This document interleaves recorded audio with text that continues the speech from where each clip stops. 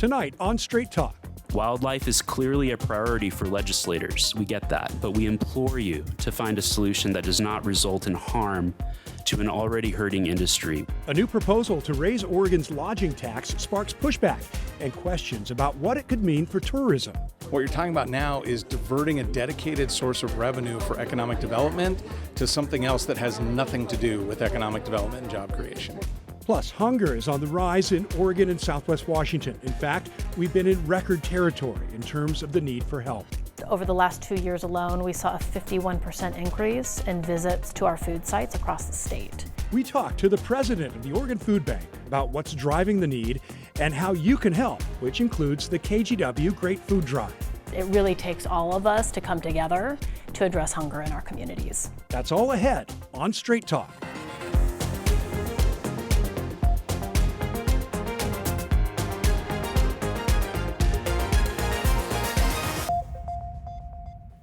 Hello, I'm Tim Gordon, and welcome to Straight Talk. In focus today, House Bill 4134, or the 1.25% for wildlife bill, now making its way through the legislature in Salem. The bill would raise Oregon's transient lodging tax to fund wildlife and conservation.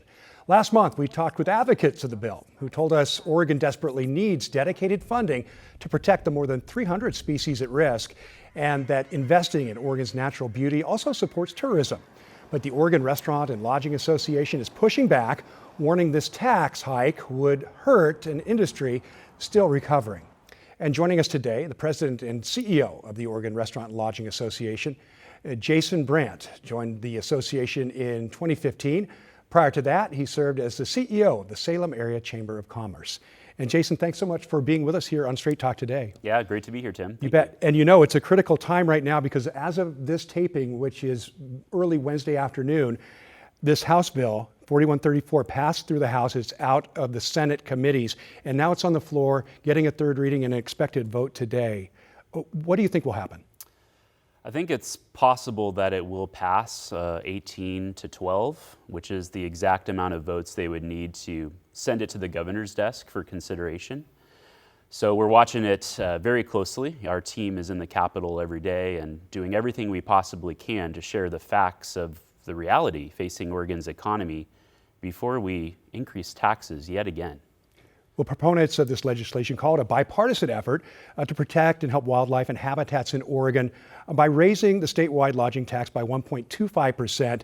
And they claim it has broad support in the state. The Oregon Restaurant and Lodging Association obviously does not support it. Tell us why. Tell us more. Yeah, no surprise that there's broad-based support, and let me explain why. I mean, the history of this tax is one of Oregon's brightest success stories. We've had it now for 23 years, so it passed in the 2003 Oregon legislative sessions, known as the Oregon Tourism Investment Proposal.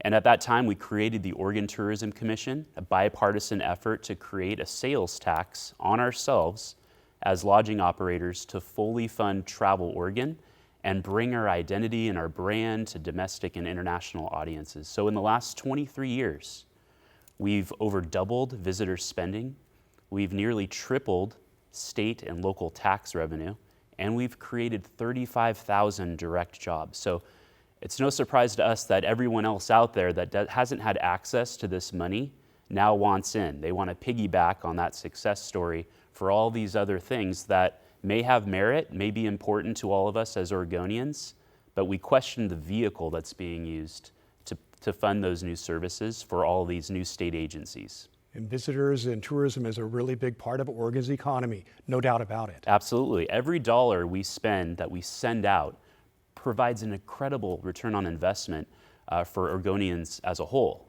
for the workers in our hotels and our restaurants, for the broader retail industry. Every time we send that dollar out, we're working to create a multiplier effect that pays dividends back to the state.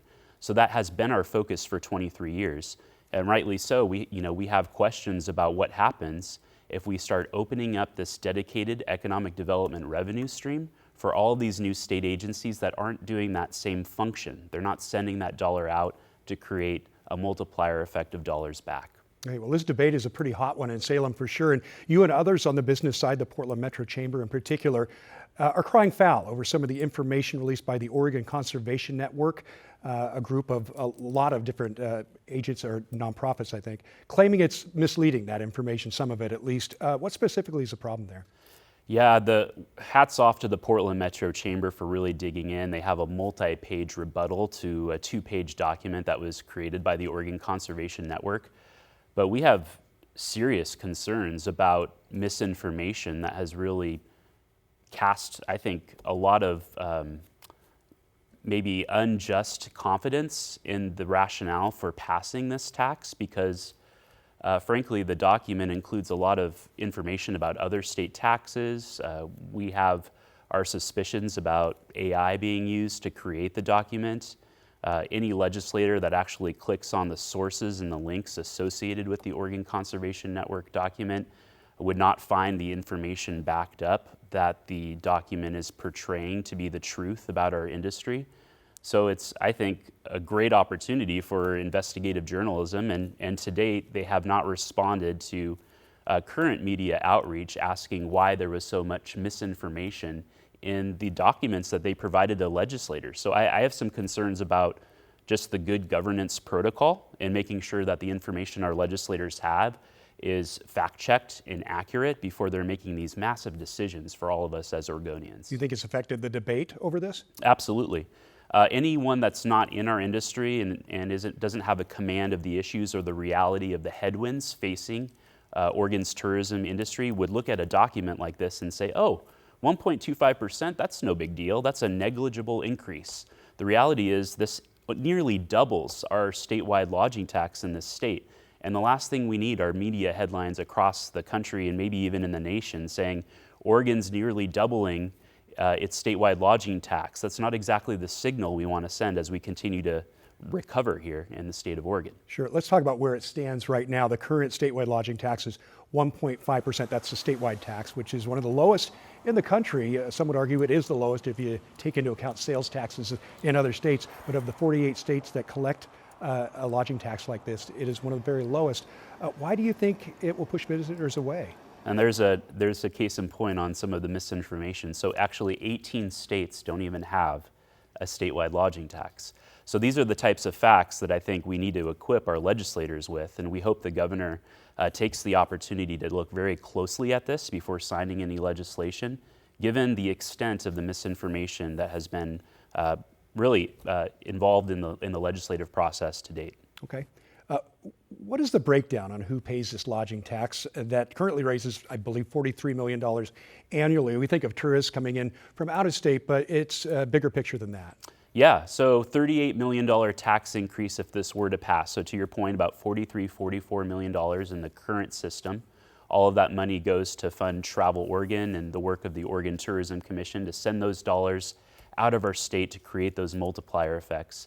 So this 1.25% increase is better defined as a $38 million tax hike. 11 million of that 38 million would be paid by all of us as Oregonians traveling within our state.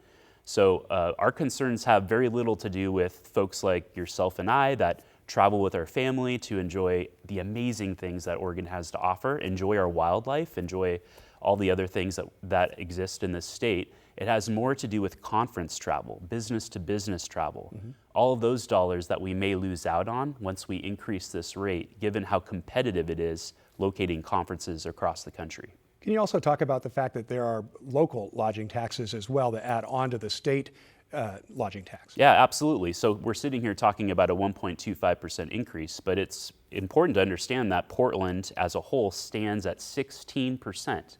That's the total tax you pay right now. So we would be going from 16 to 17.25% to stay here in Portland or locate your conference here in Portland. So you imagine if you're in the business of being a meeting planner and you're trying to decide where you want to locate your conference, well, 16 to 17.25% in this fiercely competitive market moves Portland to the second most expensive place in the entire West Coast to locate a conference.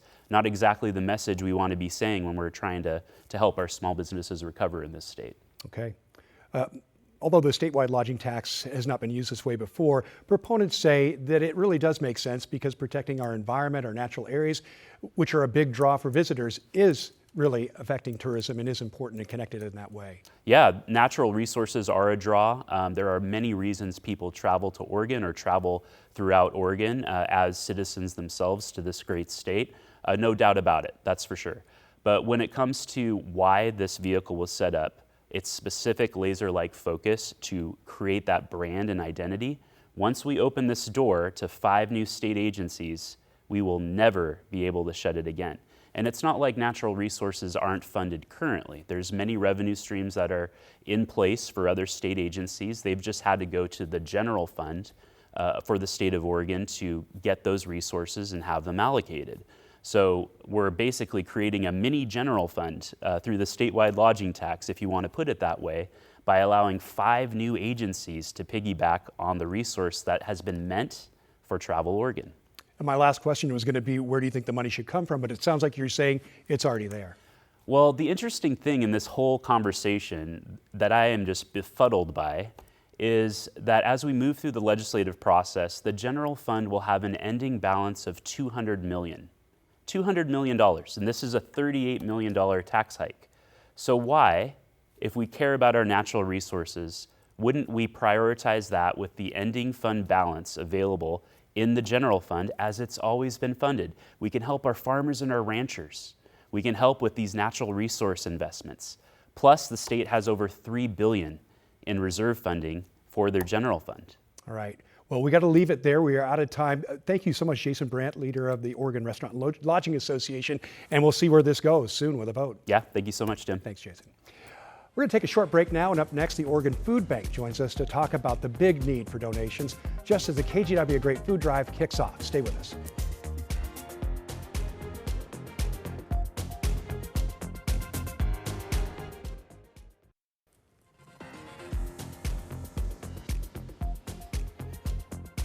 Welcome back. It is March, and for the 23rd year, the KGW Great Food Drive is underway.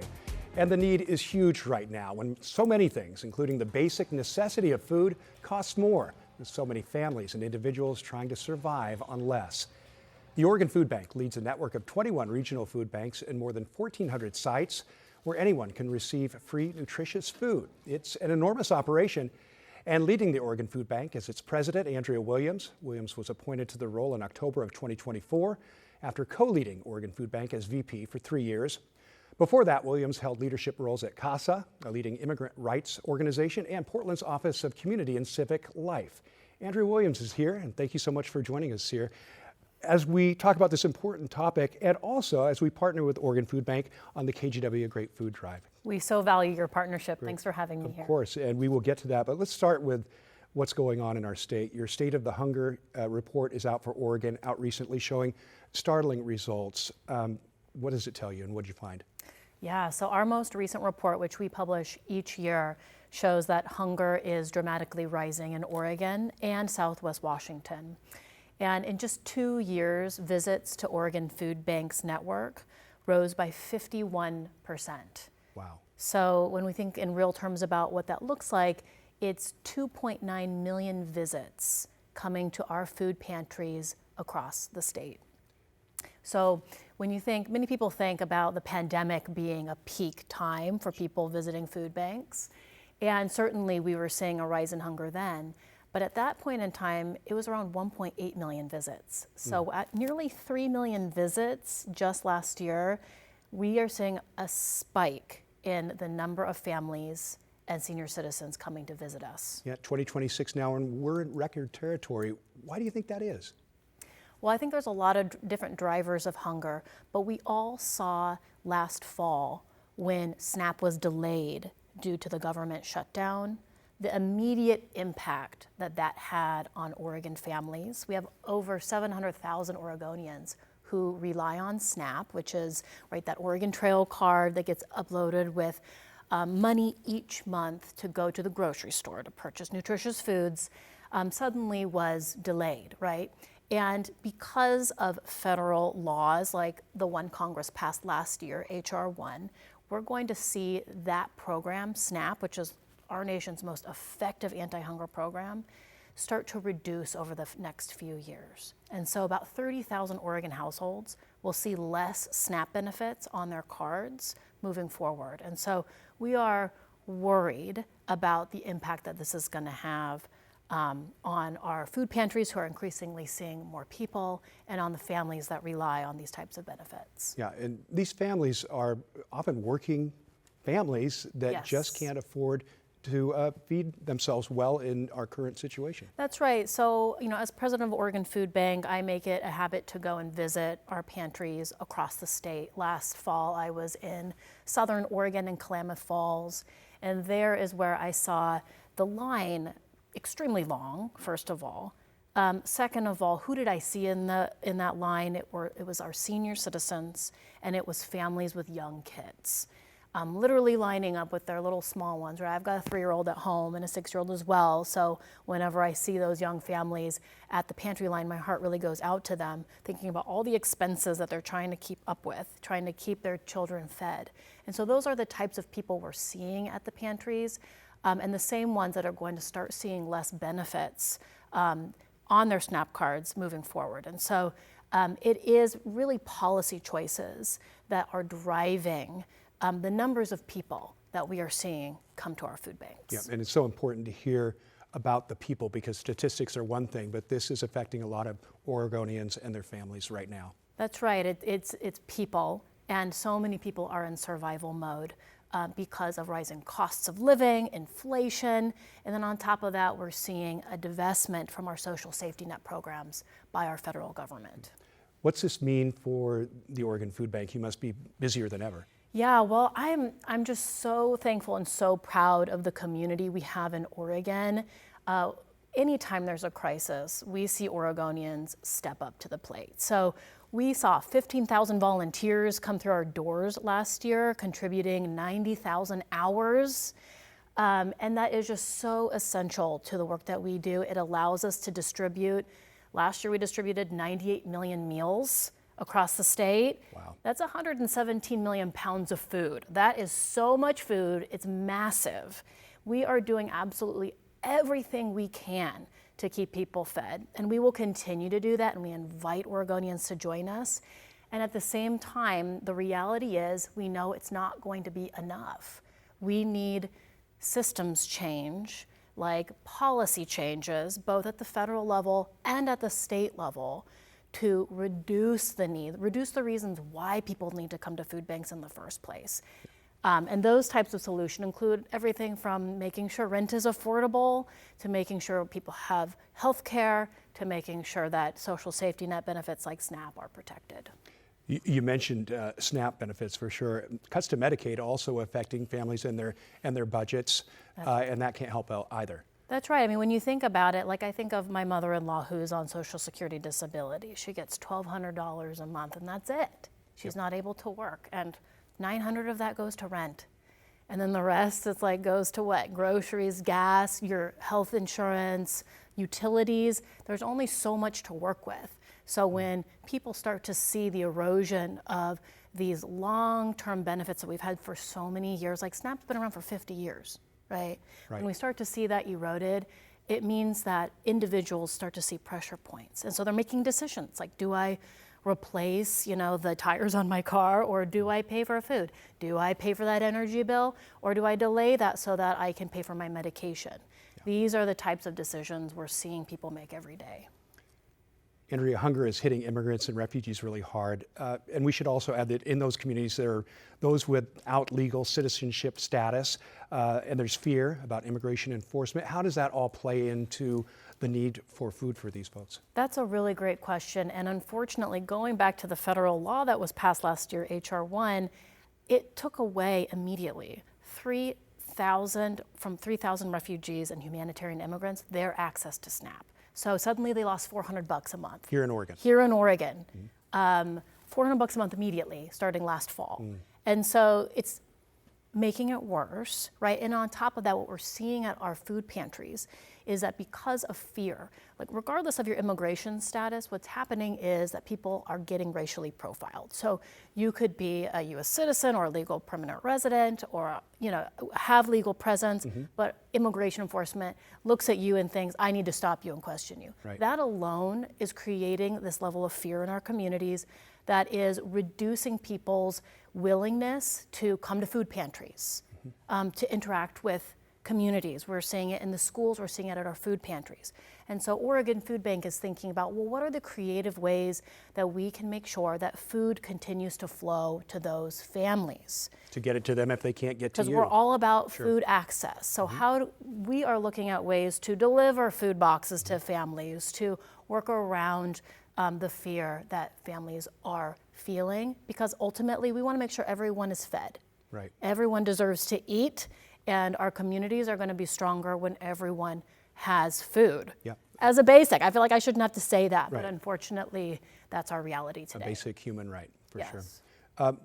We have a couple minutes left. What's the bigger picture here? I know you've got a legislative package happening. The short session's underway right now, a few more days left in it. What are you trying to see change on a societal level? Yeah, so at the state level, we have some really important opportunities right now in the short session, which I know is about to end in a week. But there's a critical moment we have right now to make state investments to protect SNAP, which again is our most effective anti-hunger program. We have to make critical investments for Oregon Department of Human Services so they can continue to administer that program. We have to do that now before other aspects of HR 1 start to get implemented. We want to see some temporary supports for those humanitarian immigrants and refugees that suddenly lost SNAP. We want to see school meals for all. We want to make sure every kid can get free breakfast, free lunch, no matter where you live in Oregon. What a convenient way to feed our kids. School meals for all. And then we want to make sure that our food assistance network, our food banks, are well invested in so we can keep the food flowing. The short session goes quickly. Do you see some of these things happening in this session? We are seeing really good signs that legislators are making some critical investments for our families. And of course, there will always be work to be done at the end of the day. So Oregon Food Bank will continue to work with our communities to advocate for these topics. All right. Well, speaking about working with the communities, let's talk about the KGW Great Food Drive, which we've got great partners. You are the top of that, and then we've got other partners and also many individuals helping out to make this happen during the month of March. Tell us what you see happening so far with the food drive and what people can do to help right now. Well, we are just so thankful. This is our 23rd year Right. partnering with KGW Great Food Drive, and it is so important because, as I just said, the need has skyrocketed, and we unfortunately don't have enough food to feed everyone right now, and so every little bit helps. Oregon Food Bank has massive purchasing power. We purchase food by the truckload. That's more than any individual alone, you or I could, right? Right. And so when you contribute to the KGW Great Food Drive, it means that your dollar is multiplied so that we can purchase even more food. The average gift to Oregon Food Bank is $25. So anyone can participate. And we've got over 30,000 people in Oregon contributing to Oregon Food Bank in this way. So we really welcome people joining us. It'll help us get more food out the door at this critical time. And we're just so thankful for the partnership. Absolutely. And food donations are great, but I hear you saying cash donations really make a difference because you can make it go so much further. Absolutely. Yeah. And then beyond the food drive, I mean, this is a year-round thing, and you mentioned all the volunteer hours, the donating that happens throughout the year. I assume more of the same, and people should be involved all the time. Yeah, we would love to see you at our site. We've got a Beaverton location and a Portland location. People can anywhere, any ages from age 8 and up, so some kids can join us to help us repack fresh produce that allows us to buy farm fresh bins, repackage them into family-sized quantities, and we need volunteers to help us do that. Great. So you can sign up by going to our website, OregonFoodBank.org. And what a great experience when you're doing that, giving back. It feels pretty good. It's really fun too. Yeah, terrific. Well, Andrea Williams with the Oregon Food Bank, thank you so much for being here today, and we'll hope we have a great food drive throughout the month of March. Thank you so much. You bet. And as we close our show today, I want to take a moment to say thank you for your support of Straight Talk. This is a program I've always felt is so important for our community to explore our politics and public affairs, to have deeper conversations. It's an honor for me to be taking the host seat here, and I thank my friends Stephanie Domerat and Laurel Porter before her for setting the bar high. I'll do my best to keep it there, along with the great KGW team. And again, thank you for watching.